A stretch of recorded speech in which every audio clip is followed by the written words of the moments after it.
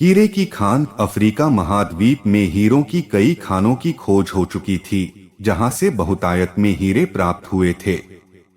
वहां के एक गांव में रहने वाला किसान अक्सर उन लोगों की कहानियां सुना करता था जिन्होंने हीरों की खान खोजकर अच्छे पैसे कमाए और अमीर बन गए। वह भी हीरे की खान खोजकर अमीर बनना चाहता था। एक दिन अमीर बनने के सपने को साकार करने के लिए उसने अपना खेत बेच दिया और हीरों की खान की खोज में निकल पड़ा।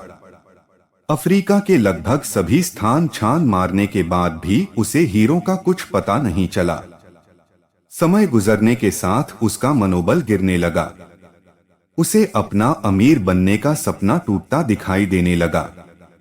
वह इतना हताश हो गया कि उसके जीने की तमन्ना ही समाप्त हो गई और एक दिन उसने नदी में कूदकर अपनी जान दे दी। इस दौरान दूसरा किसान, जिसने पहले किसान से उसका खेत खरीदा था, एक दिन उसी खेत के मध्य बहती छोटी नदी पर गया। सहसा उसे नदी के पानी में से इंद्रधनुषी प्रकाश फूटता दिखाई पड़ा। उसने ध्यान से देखा तो पाया कि नदी के किनारे एक पत्थर पर सूर्य की किरणें पड़ने से वह चमक रहा था। किसान ने झुककर वह पत्थर उठा लिया और घर ले आया। वह एक खूबसूरत पत्थर था।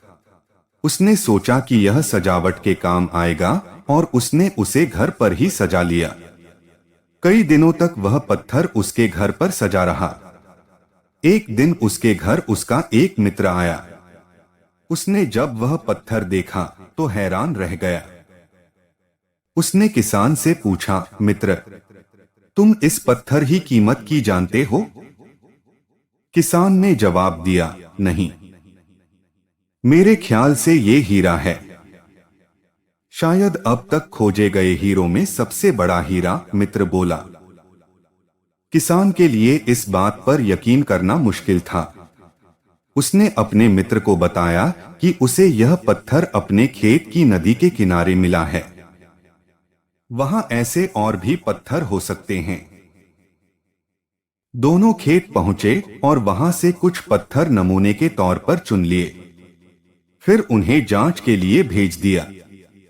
जब जांच रिपोर्ट आई तो किसान के मित्र की बात सच निकली। वे पत्थर हीरे ही थे।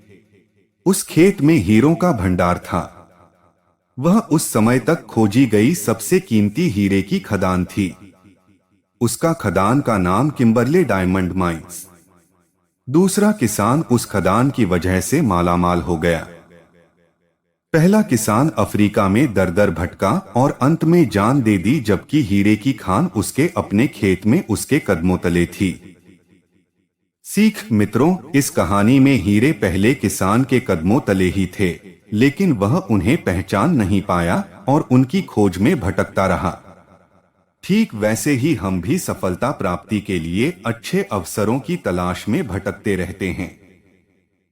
हम उन अवसरों को पहचान नहीं पाते या पहचान कर भी महत्व नहीं देते जो हमारे आसपास ही छुपे रहते हैं।